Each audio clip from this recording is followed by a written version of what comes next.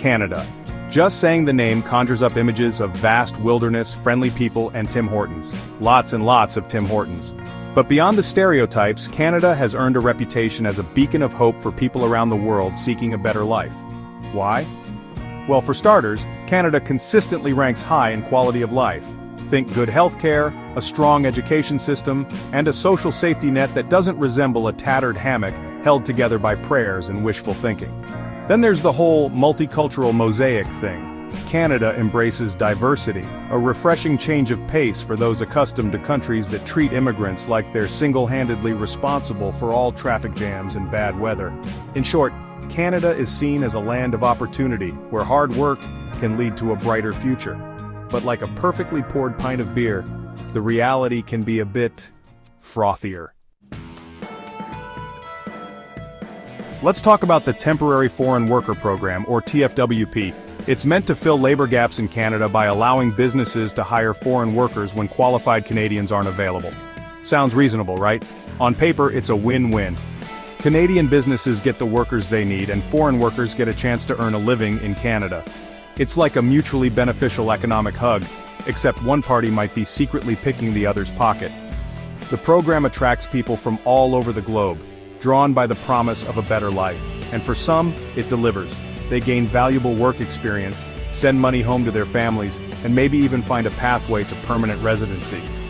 But for others, the TFWP is less land of opportunity and more unregulated thunderdome of labor exploitation.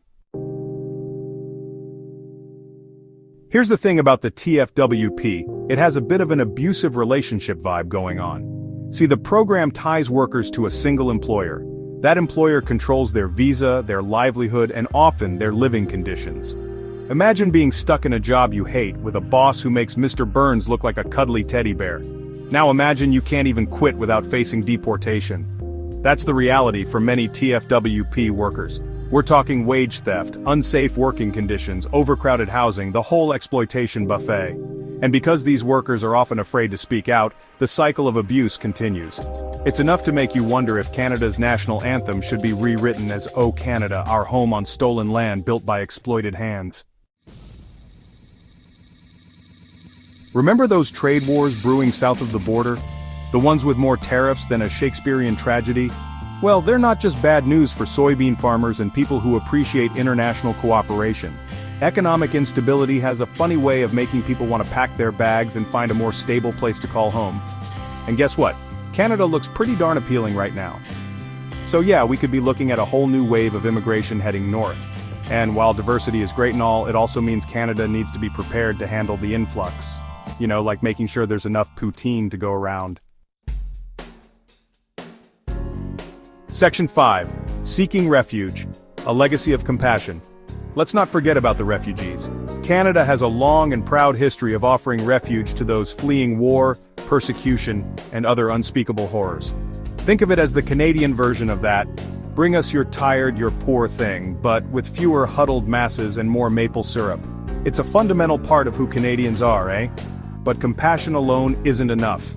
Canada also needs to provide adequate support to help refugees integrate and rebuild their lives. Because nobody wants to see that warm Canadian welcome turn into a cold shoulder of indifference. Section 6. The Numbers Game, a Snapshot of Immigration Trends. Time for some fun with statistics. In 2023, almost 70% of TFWP work permits went to folks from Mexico, India, the Philippines, Guatemala, and Jamaica. That's a lot of people coming from countries with, shall we say, varying levels of economic opportunity. And with the US teetering on the brink of economic chaos, you can bet those numbers are going to climb higher than a moose in a maple tree. The takeaway? Canada needs to get its act together and figure out how to manage this influx in a way that's fair, sustainable, and doesn't involve building a wall and making another country pay for it. Because that's just rude. Section 7. A Call for Change. Reforming the TFWP. Alright, let's talk solutions. First up, the TFWP needs a serious overhaul, like maybe take it out to the woodshed, give it a good talking to, and then maybe hire a contractor to completely rebuild it from the ground up. Amnesty International, those champions of human rights and all-around good eggs, suggests abolishing the whole tied visa thing altogether. Instead, let's give workers open work permits so they can actually, quit their jobs if they're being treated like dirt. It's a radical idea, I know, letting workers exercise basic human rights. But hey, sometimes radical ideas are just common sense in disguise. Section 8. Building a stronger Canada, preparing for the influx. More immigrants mean Canada needs more of, well, everything. More housing, more healthcare, more education, more public transportation that doesn't involve dog sleds. It's a big task, but hey, Canadians are a resourceful bunch. They built a country on hockey, maple syrup, and passive-aggressive politeness. Surely they can handle a few more newcomers. But it's going to take planning, investment, and a willingness to embrace change. Because the Canada of the future is going to look a lot different than the Canada of the past. And that's not a bad thing. Section 9. Conclusion. Navigating the future of immigration. Immigration is a complex issue, full of challenges and opportunities. But one thing's for sure, Canada can't afford to screw this up. The decisions made today will shape the country for generations to come. So let's choose compassion over indifference, fairness over exploitation, and poutine with gravy over, well, poutine without gravy, because that's just un-Canadian.